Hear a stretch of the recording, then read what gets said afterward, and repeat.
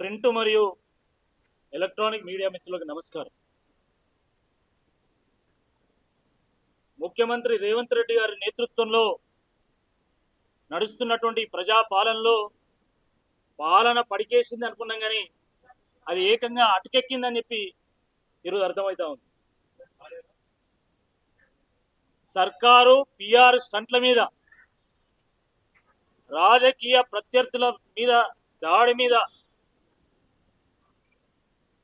చేస్తున్నటువంటి ఆ దృష్టి ప్రజా సమస్యలను పరిష్కారం చేయడంలో మాత్రం ఉండడం లేదు.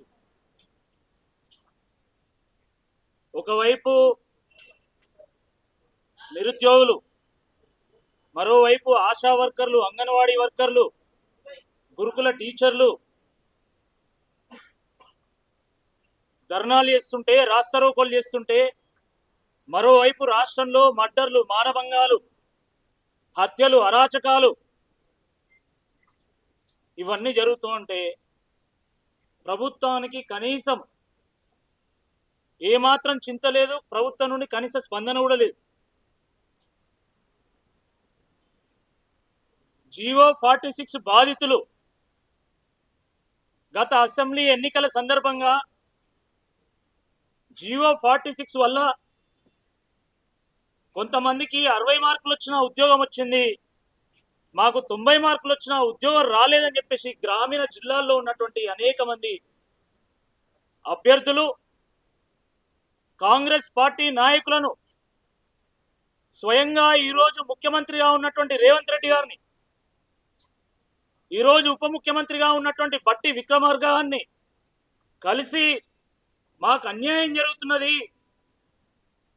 మాకు న్యాయం చేయండి అని చెప్పి ఆ రోజు వేడుకుంటే, తప్పకుండా జీవో 46 బాధితులకు మేము న్యాయం చేస్తాం, మీరు కాంగ్రెస్ పార్టీ కోసం పనిచేయండి, కాంగ్రెస్ పార్టీని అధికారంలోకి తీసుకురండి అని చెప్పేసి ఆ రోజు కాంగ్రెస్ పార్టీ వీళ్ళు నమ్మిస్తే, ఈ రాష్ట్రంలో ఉన్నటువంటి గ్రామాన వాడన గడపన వెళ్ళి కాంగ్రెస్ పార్టీ కోసం ప్రచారం చేసి కాంగ్రెస్ పార్టీ ప్రభుత్వంలో తీసుకురావడంలో ఒక కీలక పాత్ర పోషించిన తర్వాత ఈరోజు ఎంపీ ఎన్నికలు అయిపోయినాయి, ఎమ్మెల్యే ఎన్నికలు అయిపోయినాయి, చివరకు ఎమ్మెల్సీ ఎన్నిక కూడా అయిపోయిందని చెప్పేసి ఈరోజు కాంగ్రెస్ పార్టీ చేతులు దులుపుకోవడం చాలా దుర్మార్గం. పాపం వాళ్ళ తల్లిదండ్రులు కూలీ నాలి చేసి డబ్బులు పంపిస్తే కోచింగ్ సెంటర్లో ఫీజులు కట్టుకుంటూ, ఒక పూట తింటూ ఒక పూట పడుకుంటూ కష్టపడి మరి టిఎస్ఎస్పిలో అర్హత సాధించిన తర్వాత కొంతమందికి 60 మార్కులు వచ్చిన ఉద్యోగం ఇస్తున్నారు, కానీ వీళ్ళకు మాత్రం 90 మార్కులు వచ్చిన ఉద్యోగం ఇవ్వడం లేదు. చాలా దుర్మార్గం ఇది. సెక్రటేరియట్ చుట్టూ ప్రదక్షిణలు చేసినా, అధికారుల చుట్టూ ప్రదక్షిణలు చేసినా, వాళ్ళు చెప్పులు అరిగేలా తిరిగినా కూడా కనీసం ఎవరు కూడా వీళ్ళకి అపాయింట్మెంట్ ఇవ్వడం లేదు, ఎవరు కూడా కనీసం స్పందించడం లేదు. మరి ప్రభుత్వం మాకు న్యాయం చేయట్లేదు కాబట్టి ప్రధాన ప్రతిపక్షంగా ఉన్నటువంటి మీరైనా స్పందించండి, మీరైనా ప్రభుత్వం మీద ఒత్తిడి తీసుకురండి అని చెప్పేసి వాళ్ళు స్వయంగా జీవో 46 బాధితులు పెద్ద ఎత్తున వచ్చి కేటీఆర్ గారిని, హరీష్ రావు గారిని కలిసిన తర్వాత ఒక ప్రధాన ప్రతిపక్ష పార్టీగా తప్పకుండా ఈ ప్రజా సమస్య మీద పోరాటం చేయాలి, దానికి ముందు ప్రభుత్వం దృష్టికి సమస్యను తీసుకుపోవాలనేటువంటి ఉద్దేశంతోనే నేను, నాతో పాటు మన్నె గోవర్ధన్ రెడ్డి గారు, ఇతర సభ్యులు, నాయకులు జీవో 46 బాధితులతో కలిసి ఒక బృందంగా వచ్చి మరి రాష్ట్ర ప్రభుత్వాన్ని ఒక వినతి పత్రం ఇవ్వాలని చెప్పేసి గత 10 రోజులుగా మేము ప్రయత్నం చేస్తా ఉన్నాం. గత 10 రోజులుగా మా రాష్ట్ర పార్టీ కార్యాలయం నుండి మేము లేఖలు పంపుతున్నాము, మేము కాల్స్ చేస్తా ఉన్నాము, కానీ కనీసము మాకు అపాయింట్మెంట్ కూడా ఇవ్వడం లేదు. సిగ్గుండాలే ప్రజాపాలన అని చెప్పుకోవడానికి. మేము గత ప్రభుత్వం మాదిరిగా కాదు, మేము ప్రజాపాలన చేస్తున్నాము, ప్రజా సమస్యల మీద దృష్టి పెడతాము, ప్రజల్ని కలుస్తాము అని చెప్పినటువంటి ఈ ప్రభుత్వము కనీసం ప్రధాన ప్రతిపక్షానికి కనీసం అపాయింట్మెంట్ ఇవ్వడం లేదంటే మీరు చెప్పుకునే దాంట్లో నిజముందా అబద్ధం ఉందా ఒక్కసారి ఆలోచించుకోవాల్సిందిగా ఈ సందర్భంగా నేను విజ్ఞప్తి చేస్తా ఉన్నాను. ఆ ప్రభుత్వానికి చెప్పుకున్నా గోడకు చెప్పుకున్నా ఒకటే అని భావించి ఈరోజు మేము బృందంగా వచ్చి మా వినతి పత్రాన్ని సెక్రటేరియట్ గోడకు అంటించినాం. ఇప్పటికైనా బుద్ధి రావాలి. దున్నపోతు మీద వానబట్టట్టే మేము 10 రోజులు మేము అపాయింట్మెంట్ పడితే కనీసం మీరు అపాయింట్మెంట్ ఇయ్యరా? G46 బాధితులు చేసినట్టు తప్పేందని అడుగుతున్నా. వాళ్ళ మీద ఎందుకు ఇంత చిన్న చూపు అని అడుగుతున్నా. వాళ్ళని ఎందుకు ఇంత తక్కువగా చేసి చూస్తున్నారని అడుగుతున్నా. ఏం వాళ్ళ తరపున క్వశ్చన్ చేసిన లేడనుకుంటున్నారా మీరు? వాళ్ళ కోసం పోరాటం చేసిన లేరనుకుంటున్నారా మీరు?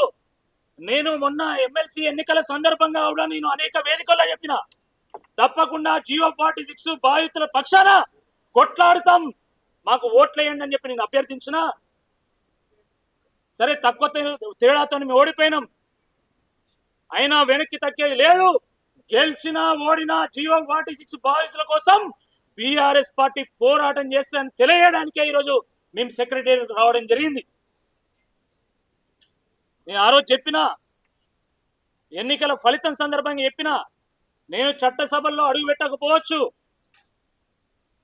కానీ జనసభలో ప్రజాసభలో తప్పకుండా నిలదీస్తామని చెప్పిన. దానికి తగ్గట్టే ఈరోజు సెక్రటేరియట్ రావడం జరిగింది. పోలీసులు మమ్మల్ని అనుమతించలేదు, సిఎస్ అపాయింట్మెంట్ లేదని చెప్పడం జరిగింది. వారు ఎట్లా అపాయింట్మెంట్ ఇవ్వడం లేదని చెప్పి మేము గోడ కతికేసినాం. ఇప్పటికైనా ప్రభుత్వం బుద్ధి తెచ్చుకోవాలి. మీది ప్రజాభవన్ కదా, ప్రజల కోసమే మీరు ఆ భవనం నడుపుతున్నారు కదా, ప్రజల నుండి వినతి పత్రాలు స్వీకరించడానికే ఆ భవనం నడుపుతున్నారు కదా. మా G46 బాధితులను పిలవండి, వీళ్ళని పిలవండి. స్వయంగా ముఖ్యమంత్రి గారు రావాలి, వాళ్ళతోనే భోజనం చేయాలి, వాళ్ళతో చర్చించాలి, వాళ్ళ సమస్యను తెలుసుకొని వాళ్ళకు పరిష్కారం చేయాల్సిందిగా ఈ సందర్భంగా నేను విజ్ఞప్తి చేస్తా ఉన్నా. ఎమ్మెల్యే ఎన్నికలు అయిపోయినాయి, ఎంపీ ఎన్నికలు అయిపోయినాయి, చివరికి ఎమ్మెల్సీ ఎన్నిక కూడా అయిపోయింది. కాబట్టి మేము చేతులు దులుపుకుంటాం. మేము ఓడ దిగినాం కాబట్టి బోడమల్ల అని అంటామంటే తప్పకుండా మిమ్మల్ని ప్రజాభవన్ నుంచి ప్రజల మధ్యలో గుంజుకొస్తాం, తప్పకుండా వీళ్ళకి న్యాయం చేస్తామని చెప్పేసి సందర్భంగా విజ్ఞప్తి చేస్తున్నాం. కాబట్టి ఈ రాష్ట్రంలో ఉన్నటువంటి G46 బాధితులు వాళ్ళందరూ కూడా మేము విజ్ఞప్తి చేస్తున్నాం. మీరు అధైర్యపడాల్సినటువంటి అవసరం లేదు. మీ పక్షాన కొట్లాడడానికి బీఆర్ఎస్ పార్టీ ముందుంటది. అవసరమైతే ఉద్యమ కార్యాచరణ ప్రకటిస్తుంది. మీ పక్షాన రోడ్ల మీదకి వచ్చి కొట్లాడుతుందని చెప్పి ఈ సందర్భంగా విజ్ఞప్తి చేస్తున్నాం. కొంతమంది అడుగుతున్నారు, G46 తీసుకొచ్చిందే టీఆర్ఎస్ పార్టీ కదా, బీఆర్ఎస్ పార్టీ కదా అని. వాస్తవం G46 తీసుకొచ్చింది బీఆర్ఎస్ పార్టీయే. ఏ ప్రభుత్వమైనా, అది కేంద్రంలో ఉన్నటువంటి భారతీయ జనతా పార్టీ ప్రభుత్వమైనా, గతంలో ఉన్నటువంటి భారత రాష్ట్ర సమితి ప్రభుత్వమైనా, నేడు రాష్ట్రంలో ఉన్నటువంటి కాంగ్రెస్ ప్రభుత్వమైనా ప్రజా శ్రేయస్సు కోసం, రాష్ట్ర శ్రేయస్సు కోసం జీవోలను విడుదల చేస్తుంది. ప్రజలకు మేలు చేయాలనేటువంటి ఉద్దేశంతోనే ఏ ప్రభుత్వమైనా జీవోను విడుదల చేస్తుంది. కానీ అధికారులు సరైనటువంటి సమాచారం ఇవ్వనప్పుడు, సరైనటువంటి ఫీడ్బ్యాక్ ఇవ్వనప్పుడు, ప్రజానాడిని పట్టలేకపోయినప్పుడు కొన్ని జీవోలలో కొన్ని సెక్షన్స్ నష్టపోతూ ఉంటాయి. ఆ సందర్భంలో జీవోలను సవరించాల్సినటువంటి బాధ్యత ప్రభుత్వాల మీద ఉంటుంది. మరి గత ప్రభుత్వం, బీఆర్ఎస్ ప్రభుత్వము G46 తీసుకొచ్చిన తర్వాత ఈ జీవో వల్ల మాకు అన్యాయం జరుగుతున్నది, మాకు ఇబ్బంది అవుతుంది అని చెప్పి ఈ G46 బాధితులు ఆ రోజు కేటీఆర్ గారిని కలిసినప్పుడు తప్పకుండా దీన్ని సవరిద్దామని చెప్పి వారు చెప్పడం జరిగింది. కానీ దురదృష్టవశాత్తు ఆ సందర్భంలో కోడ్ వచ్చింది. మరి కోడ్ వల్ల వారు సవరించలేకపోయినారు. కానీ కాంగ్రెస్ పార్టీ ఆ రోజు ఎన్నికల సందర్భంగా ఈ G46 బాధితులకు ప్రామిస్ చేసింది. కాంగ్రెస్ ప్రభుత్వం వచ్చింది, కాంగ్రెస్ ప్రభుత్వం వచ్చి 5 నెలలు గడిచింది. ఇకనైనా ఇప్పుడైనా వీళ్ళకు న్యాయం చేయాల్సిందిగా ఈ సందర్భంగా నేను కోరుతున్నాను. అరే, జీవోలేని చట్టాలనే మారుస్తున్నాం, చట్టాలనే సవరిస్తున్నాం, చట్టాలనే పక్కన పడేస్తున్నాం, కొత్త చట్టాలు తీసుకొస్తున్నాం. కొత్త జీవో తీయడానికి ఇబ్బంది ఏందని అడుగుతున్నా. కేంద్రంలో ఉన్నటువంటి భారతీయ జనతా పార్టీ ప్రభుత్వము రైతు చట్టాలను తీసుకొచ్చింది. రైతుల నుండి వ్యతిరేకత వచ్చిందని చెప్పి ఆ ప్రభుత్వం ఆ చట్టాన్ని ఉపసంహరించిందా లేదా అని చెప్పి ఈ సందర్భంగా నేను సూటిగా ప్రశ్నిస్తున్నా. మరి కేంద్ర ప్రభుత్వమే చట్టాన్ని ఉపసంహరించుకున్నప్పుడు రాష్ట్ర ప్రభుత్వం జీవోను రద్దు చేస్తేంది, సవరణ చేస్తేందని అడుగుతా ఉన్నా.